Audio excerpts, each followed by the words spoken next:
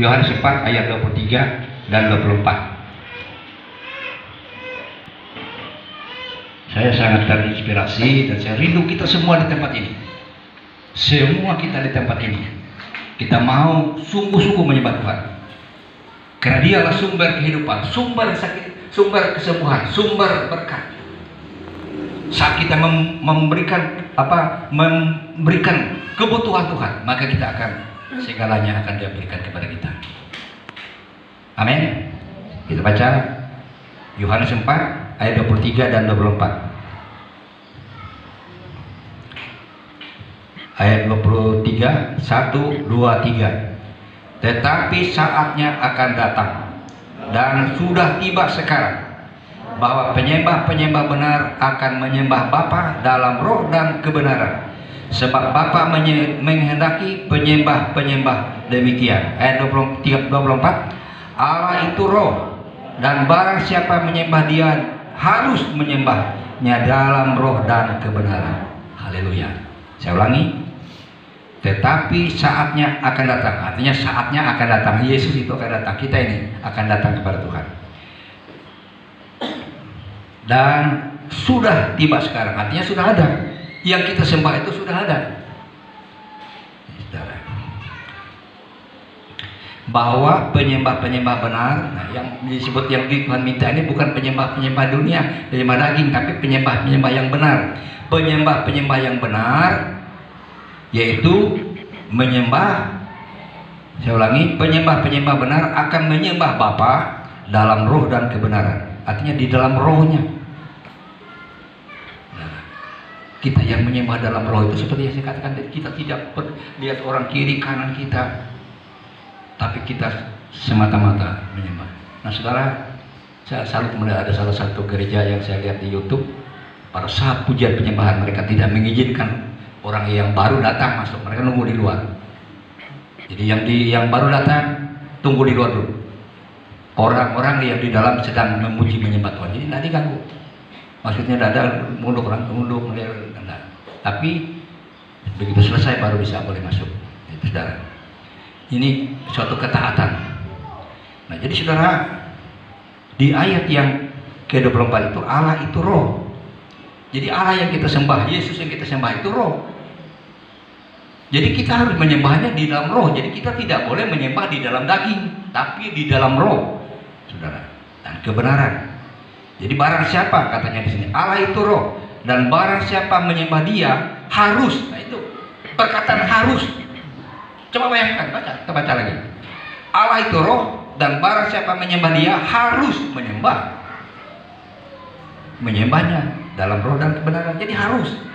Jadi tidak hanya asal menyembah, tapi harus menyembah, saudara, di dalam roh.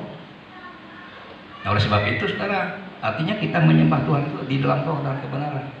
Sungguh-sungguh, tidak kita lihat kiri kanan kita sungguh-sungguh. Kalau engkau sampai menyembah seperti itu, sampai merasakan hadirat Tuhan, sampai berbahasa-bahasa roh, berbahasa-bahasa yang baru, saudara, maka segala sesuatu Tuhan akan cukupkan.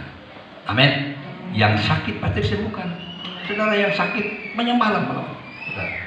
Kalau siang kita ada waktu misalnya atau ribut, ya malam-malam tengah malam kita menyembahlah sampai kita menjerit menangis apa? Karena Allah itu suka disembah, suka dipuji. Saudara, mari kita lihat buktinya Tuhan hadir saat kita menyembah Tuhan, yaitu kita lihat di dalam Mazmur 22.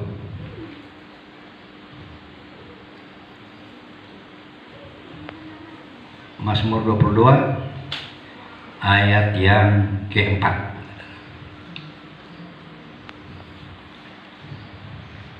Bahwa Allah hadir, Allah turun, Allah berkata dalam pujian itu. Saat kita memuji menyembah Tuhan, haleluya, haleluya Tuhan, kami memuji Engkau. Dia hadir, Dia datang, Dia hadir.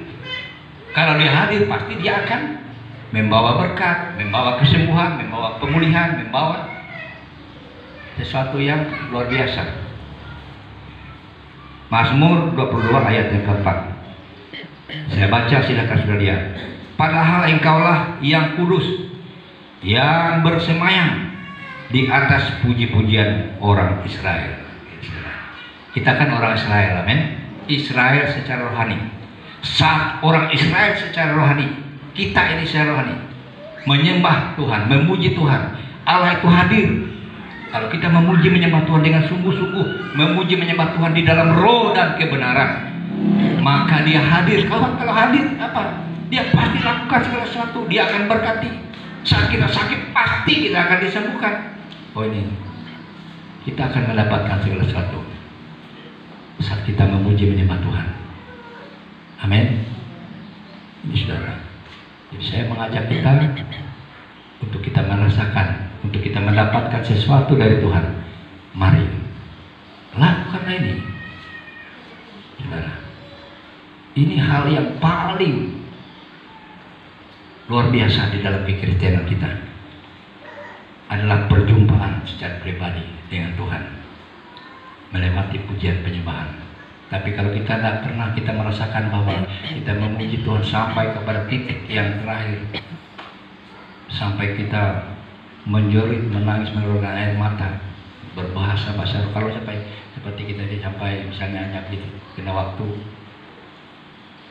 bahkan sampai berjam-jam kita memuji menyembah Tuhan, Dia yang menjadi sumber segala sumber berkat itu pasti akan memberkati kita, pasti menyembuhkan kita. Hanya tinggal kita menyembah Tuhan. Nah, saudara, kebutuhan makan Tuhan cukupkan, karena perlu lagi NMP